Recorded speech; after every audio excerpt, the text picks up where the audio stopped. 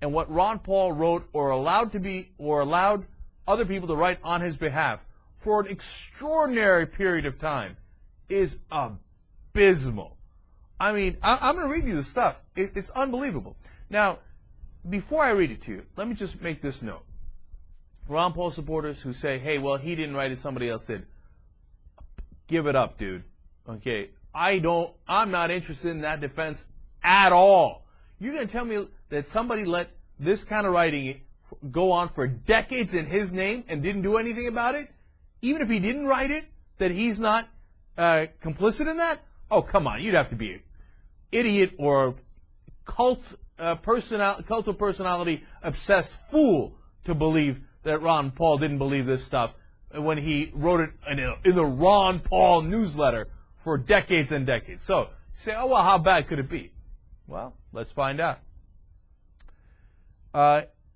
He referred to Martin Luther King Day, it was, of course, against Martin Luther King Day, and referred to it as Hate Whitey Day.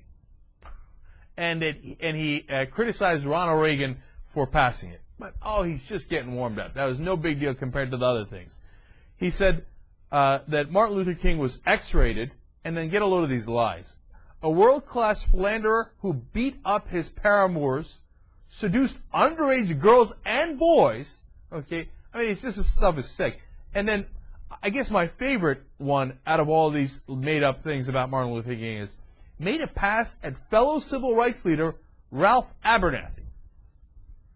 How the hell would you even know that? What, did Abernathy tell you that Martin Luther King made a pass at him? And what, he whispered it in the ear of racist Ron Paul? Get the f out of here, man. Come on. And then they published this newsletter, and they claim they got a circulation of hundreds of thousands of people, and they put this crap in, and then he goes, what? What, racist? I don't even know what you're talking about. Yeah, Martin Luther King's a pedophile, and Martin Luther King Day is Hate Whitey Day, but I don't know what you're talking about. I'm not racist. Well, it gets worse.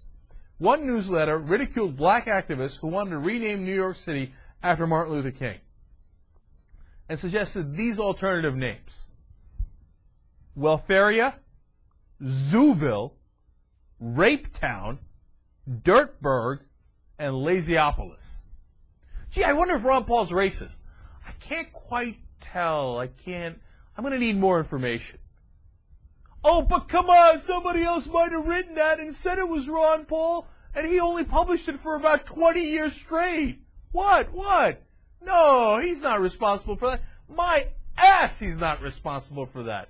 No, look, Ron Paul might be right about Iraq, and I think he is, but he's so dead wrong about this, let alone other issues, that even considering supporting Ron Paul is nuts. You think that's bad? Wait till you get a load of what he says about gay folks. When George H.W. Bush signed a hate crimes bill and invited homosexual lobbying groups to the White House for the ceremony, Ron Paul said it should be renamed the Pink House. Okay, very clever, haha. And then he said homosexuals were far better off when social pressure forced them to hide their activities. And then he wrote in big bold letters, "Bring back the closet!" Exclamation point. So, homosexuals, come on. What are you doing out in the open and actually trying to live your lives? Don't go back in the closet where we had you oppressed for centuries and millennium. We like that a lot better. He says, well, in case of the military, I'm kind of open-minded towards it. But, quote, homosexuals, if admitted, should be put in a special category and not allowed in close physical contact with heterosexuals. God forbid they should spread their gay juice around. I know. We should contaminate them. They're contaminated, and we should quarantine them. And actually, that's what he argued for in other Ron Paul newsletters. Oh, these people with AIDS, we can't have them mingling around with us. They're going to pollute the blood supplies. And he said, quote, the gays were actively trying to poison the blood supply with AIDS. Yeah, that's a brilliant strategy. Get a disease that's going to kill you so you can poison the blood supply of straight people. I'm not sure that that's the direction that they were going for. God, that is so stupid. Not only is he racist and homophobic and all that stuff, he's also painfully stupid. Really, gay guy got AIDS so he can poison the blood supply of the straight community?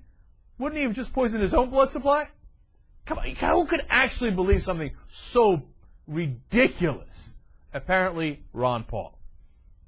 He said that AIDS patients should not be allowed to eat in restaurants, that AIDS can be transmitted by saliva, which is 100% false. He said these men, they don't really see a reason to live past their 50s. They're not married, they have no children, and their lives are centered on new sexual partners.